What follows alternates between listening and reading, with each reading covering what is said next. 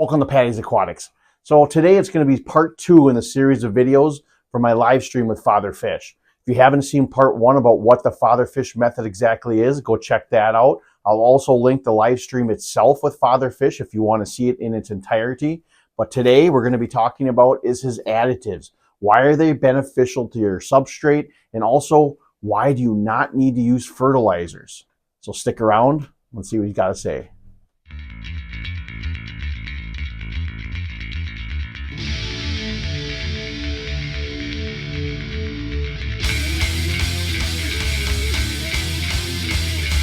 So I wanted you to explain what you sort of did, the benefits of the soil of your additives compared to, like potting soil, just a straight up potting soil and compost, maybe not adding additives, maybe to like an aqua soil someone might put underneath their cap of sand.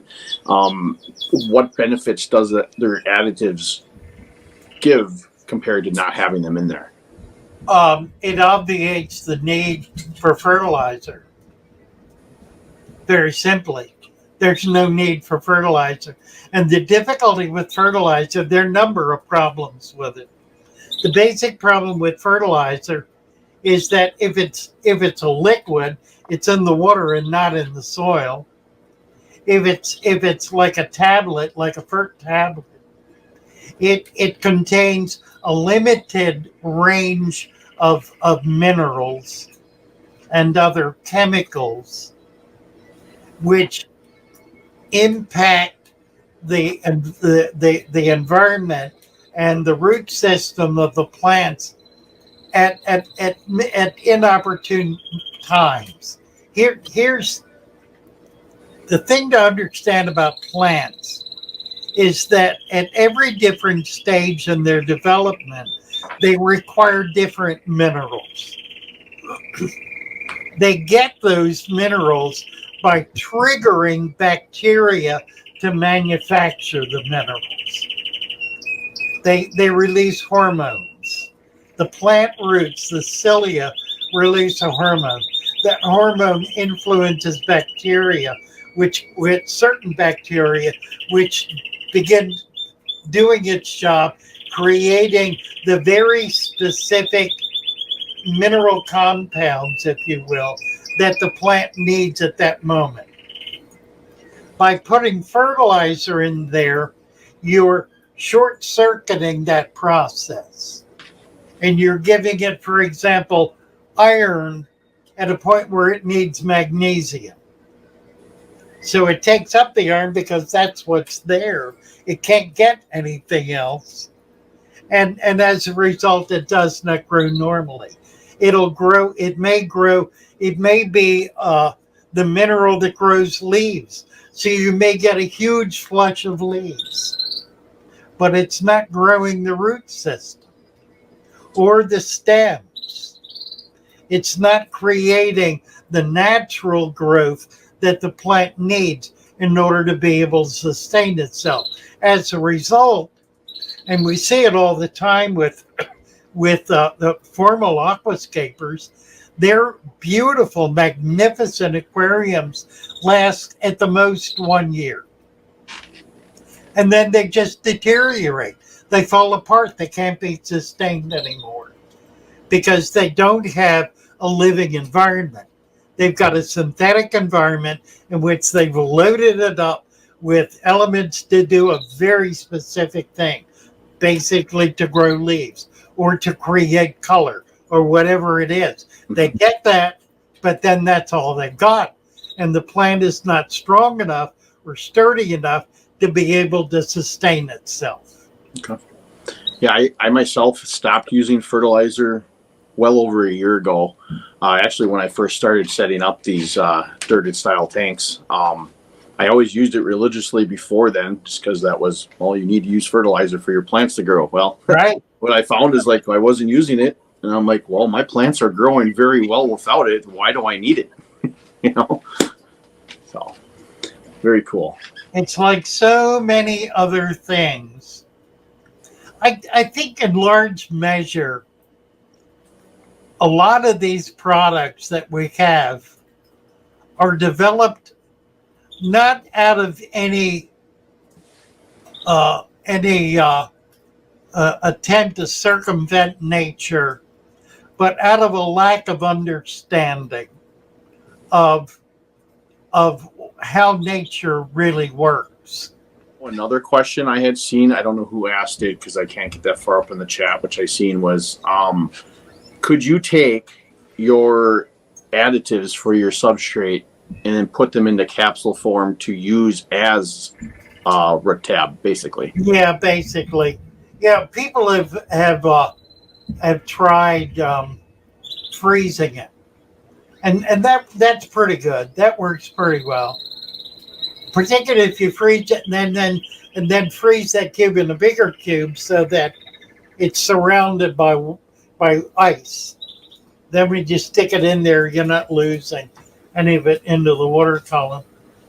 Capsules like gel caps or some other kind of gel bag, something that will deteriorate. There are other things you can do like that. Syringe. Putting it in the syringe, sticking the syringe, that tends to cause it to bubble up. You got to be careful. There are ways to do it. I haven't done it because I don't. When I set a tank up, every tank I set up has got dirt and the supplement in it. In fact, we're manufacturing it now, and we're manufacturing bags of it, like 50-gallon bag, 25-gallon bag, 10-gallon bag, that has everything in it. It's full formula, has a supplement, has the mix, it's everything is in it. You just dump that in there, cap it with sand. That's what I do anymore. So what would you suggest to somebody that already has maybe a dirty tank set up, but they don't have your additive in the soil? Could you do something like you just explained by freezing it? You certainly can, but the critical thing is to cap it with sand. Yes. Get it 1 to 2 inches of sand on top of whatever you have there now. That immediately contains what's there and allows for whatever is being created, the detritus, to precipitate into it and get down in there. That creates soil. Soil is an organic material.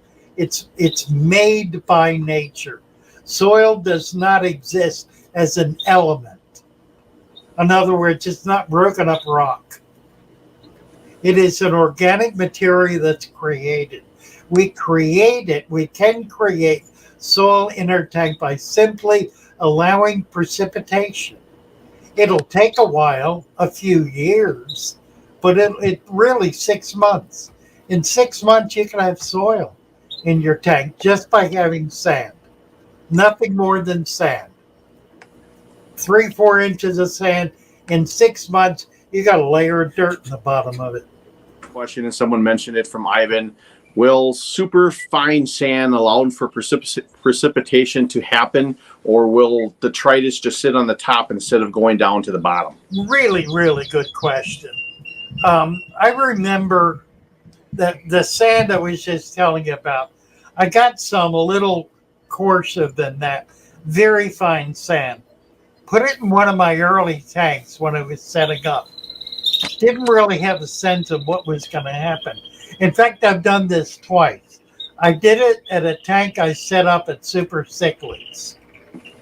I brought a bag of black blasting sand.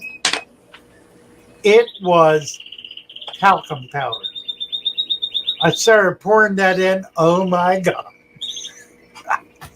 It freaked me out. I wasn't going to take it out. I got a bag of sand they had, put it on top of it, capped the talcum powder. In effect, that tank and the one earlier I had created with a finer sand grow plants better than any other tank I've ever had. The finer the sand, the better. Sand does not compact.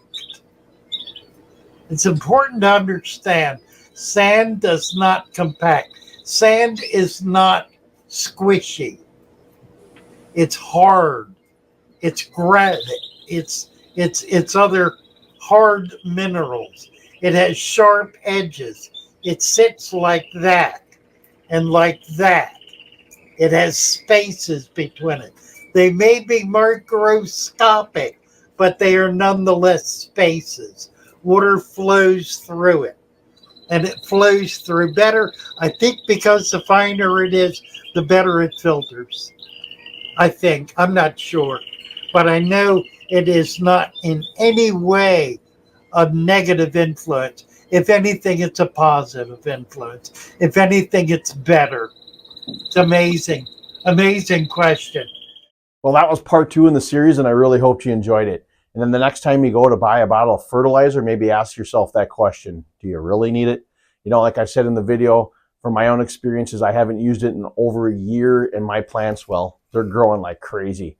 And then if you plan on setting up a dirty tank anytime soon, really consider that supplement to father fishes. He's put a lot of time and knowledge and energy into that to make sure it succeeds. So I find that to be very beneficial.